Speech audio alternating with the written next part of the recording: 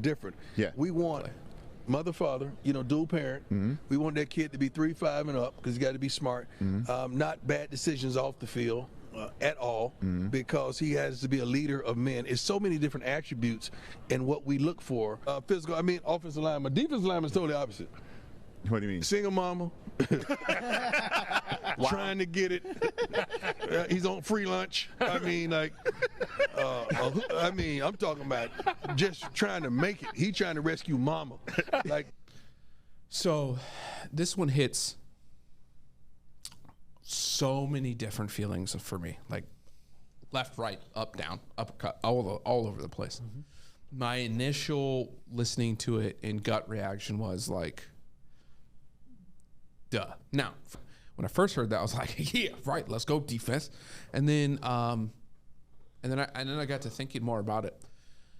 I came from a single parent home. Obviously, I ended up being a defense guy, but I was a fullback. Like I loved that position more than I did linebacker until I was only playing linebacker. Yeah. I got to thinking about it from a perspective of households. Yeah. There is so many black boys at that point that don't have fathers. That Deion knows this. That could not play offense. There's outlet. This is not. He's not only picking this. Right. He prefers. Okay, this is what he's saying. I mean, it came out of his mouth. Literally. The fact that they can't go play offense for him. Right. The fact that now, or the fact that if you're on the fence, I better go play defense. Well, and if Deion's on the fence between, right, you and you're both 4 stars, you're both 3 stars, you're both 5 stars. I mean, we know where. Right. I mean, he has come out with his bias. And I applaud him for that. I applauded him for his directness and all of that. But then I started really diving into it and like how bad of a message it could be in where we're at currently in our American society. Does it make a black man who has a child more apt to stay in the home? No factor. No. Doesn't matter. No. Does it put more mental strain and issues and trauma on a black kid whose father left him? Yes. Because you're narrowing his pool of success even more. Yeah. And that's what Chris Williamson is basically saying. That's what a lot of black athletes were saying is you were making it harder. You just made it harder. Right. For the majority of us, majority is probably aggressive, I don't know the numbers. Right. To be successful because now other college coaches are going to look at this. This is going to be the new norm. Not, it won't be, but like it's going to be geared towards that. And this is now public because of you. Yeah. I didn't understand the benefit. Just looking at it from a global perspective, I didn't understand the benefit of Deion, one, saying it, but two, like, it was a very casual conversation. I mean, put me in there. Right. Whitest white dude coaching. If I say that, I don't have a job. No, you're done. You were done. Again, part of the problem in our society. We're okay with it coming from Deion. We're not okay with it coming from Saban, when ultimately it's having probably a bigger impact. And you can speak to this way more than I can, but you tell me if Saban was sitting there and said the exact same thing, or if Deion said it, which one has a bigger impact on the black community? Deion, I'm going to play defense. Like I'm only focused on defense. Right, but if Saban says that, he gets beat up. And he gets absolutely from a racial perspective railroaded. Like absolutely. And I mean, maybe not fired because he's Nick Saban, but absolutely railroaded.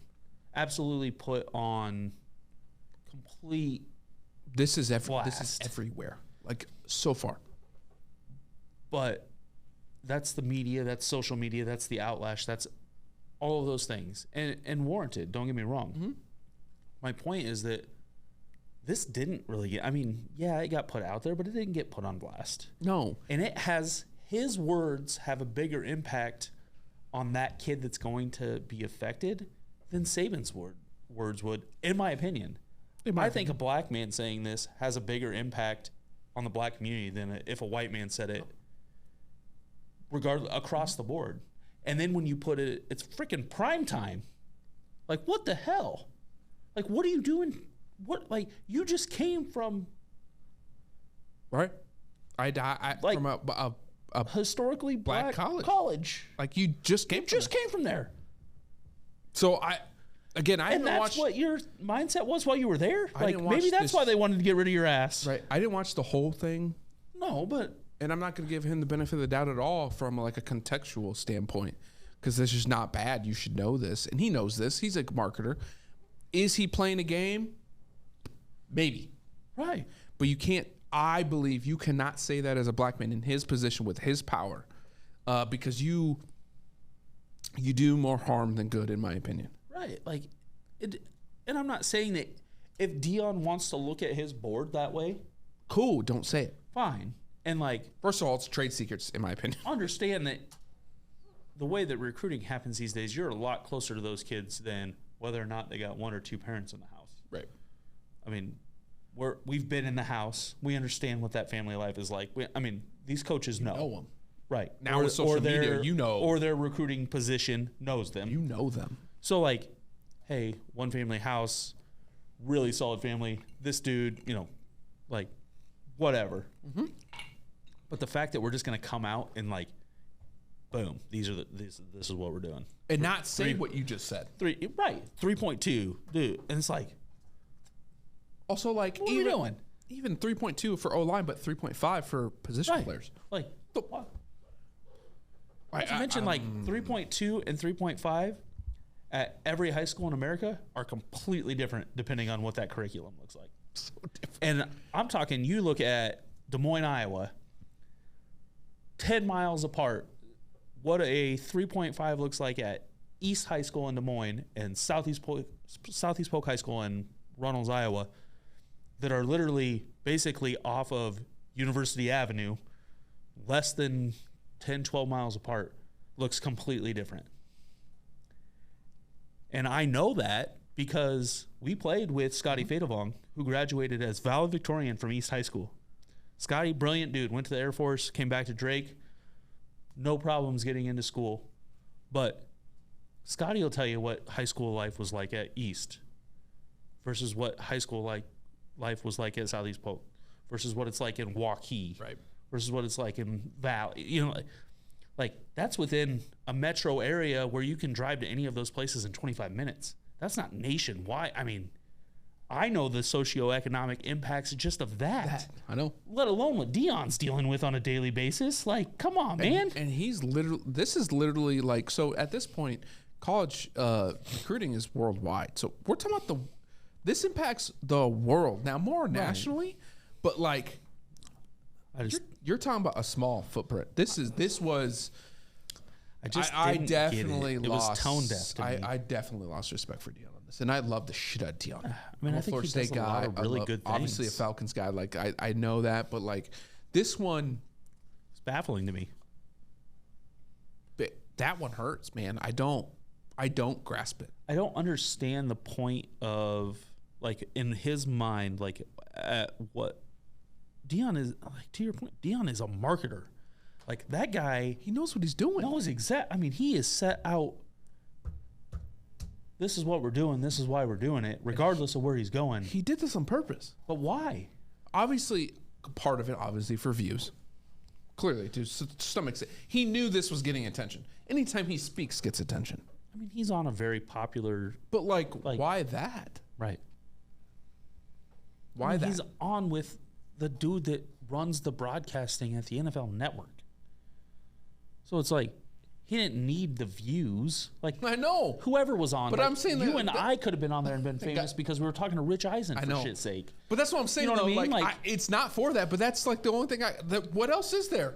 I mean, if he wanted to drop that, then just have your son run the video camera and talk to it and drop it on YouTube or whatever the hell you want to drop it. Like, Put it on a TikTok. Like, Yeah, I don't know. It And just and was- media should have blasted this, because if a white man would have done this, it would have been everywhere. And this comes back, and I'm not going to dive into it deep, but black on black crime is not highlighted as much as black on white or white on black. oh, I mean, And that's the same thing with this. right, It should be blasted just as much, because this is more impactful. right. Okay. I mean, if Kirk Ferentz came out and said that, dude wouldn't have a job. At Iowa, he wouldn't have a job, Huh. which is saying a lot, because they don't fire Ferentzes for shit. Well, then, it's time.